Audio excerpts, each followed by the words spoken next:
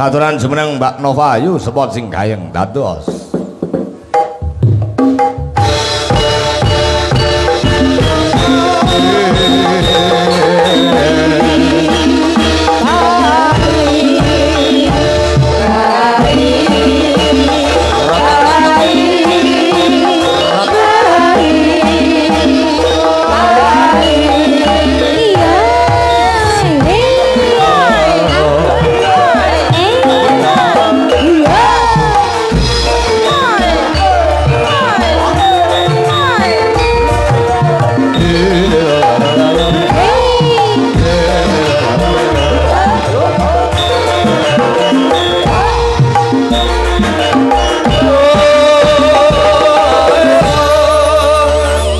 Selamat malam Mbak Nova. Nggih, selamat malam Pak Togok. Bagaimana kabarnya? Alhamdulillah. Sehat sekali Nggih.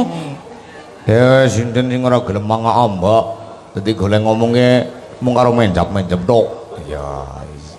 Malu-malu kucing. Amba-amba bawa telepon kinjeng. Amba-amba mau kelebon kinjeng. Lah ngranu ora amba ya angel go ngomong.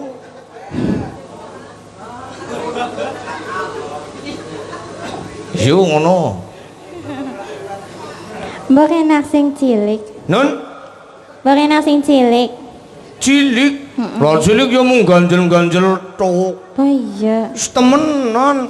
Mane sing gedhe. Oh sing gede.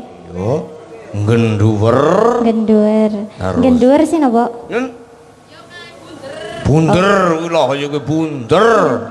Kaya pipine sampean kan jarane Donald kan pipine bunder genduwer ya kuwi.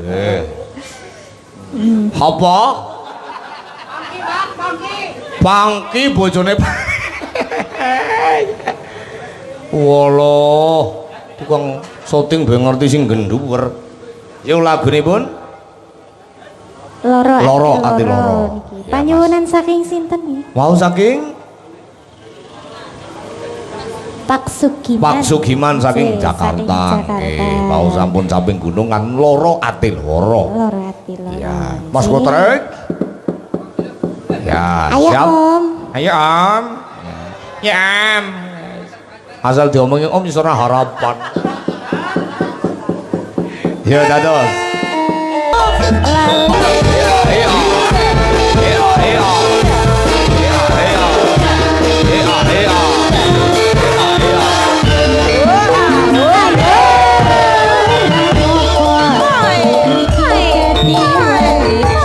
Kalau kayak Indonesia.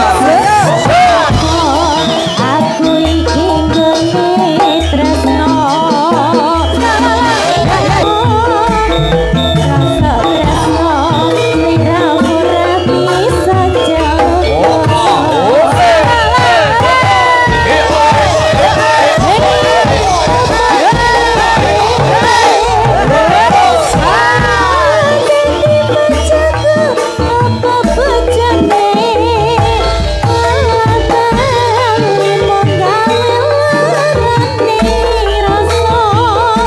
Rasa tresno ora bisa jago.